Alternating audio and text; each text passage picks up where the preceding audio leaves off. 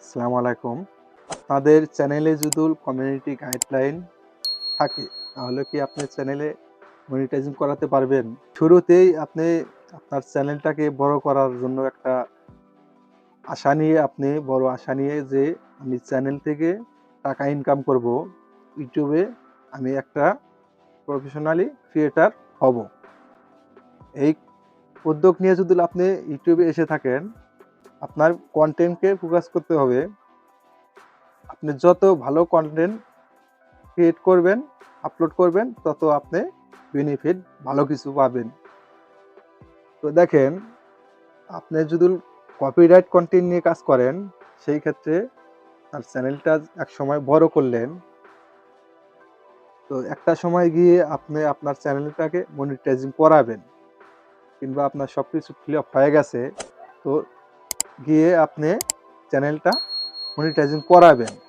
তখন গিয়ে যদি আপনি অ্যাপ্লাই করেন, যদি অ্যাপ্লাইটা নামঞ্জুর হয়, বিষয়টা খুবই খারাপ লাগে। কারণ আমি চ্যানেলটাকে এত দূর পরিমাণ নিয়ে এসে আমি যদি চ্যানেল থেকে কোনো অর্থ উপার্জন না করতে পারি, পুরো কাজটাই আমার বৃথা যাবে। আমি বলবো কপিরাইট কন্টেন্ট ঝেড়ে ফেলে দিয়ে আপনার ভিতরে যে ক্রিয়েটিভিটি আছে সেটা আপনি ফুটিয়ে তুলুন এবং আপনার প্রতিভাকে আপনি কাজে লাগান। আপনার নিজের কন্টেন্ট আপনি নিজে তৈরি করুন। আপনার হাতে যদি একটি সেলফোন থাকে, তাহলে আপনার সেই সেলফোন দিয়ে আপনি ভিডিও শুরু করা স্টার্ট করুন। আর একজনের ভিডিও নিয়ে আপনার চ্যানেলে আপলোড করবেন, সেটা একবারে মাথা থেকে ঝেড়ে ফেলে দেন। কারণ আপনি আর একজনের কন্টেন্ট দিয়ে আপনার চ্যানেলে যখন আপনি আপলোড করবেন, আপনার ভিডিওর যখন একটা পর্যায়ে আপনার ভিডিও র্যাঙ্ক হবে, তো সে যখন দেখবে তার কন্টেন্ট আপনি চুরি করে আপনার চ্যানেলে আপলোড করেছেন, তখন আপনি বড় বিপদে পড়ে যাবেন।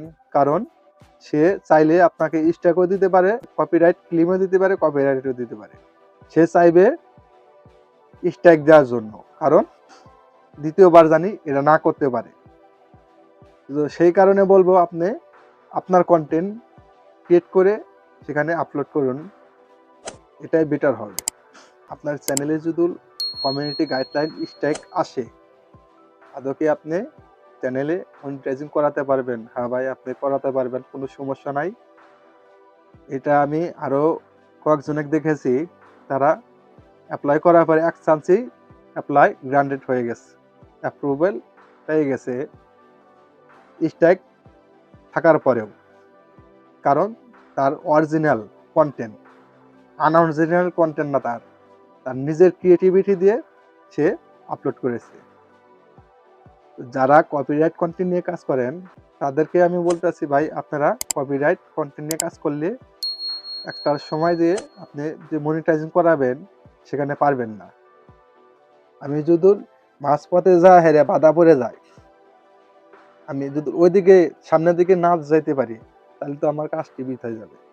তার জন্য আমি বলবো, প্রথম থেকেই আপনি আপনার ক্রিয়েটিভিটি ফুটিয়ে তুলুন, এটাই বেটার হবে। কপিরাইট কন্টেন্ট নিয়ে কাজ করলে আপনি পাবেন না মনিটাইজিং, শতকরা একজন পাইলে পেতে পারেন। এই ছিল আজকের ইনফরমেশনটি। তো দেখা হবে পরবর্তী যে কোনো ভিডিওতে। আল্লাহ হাফেজ।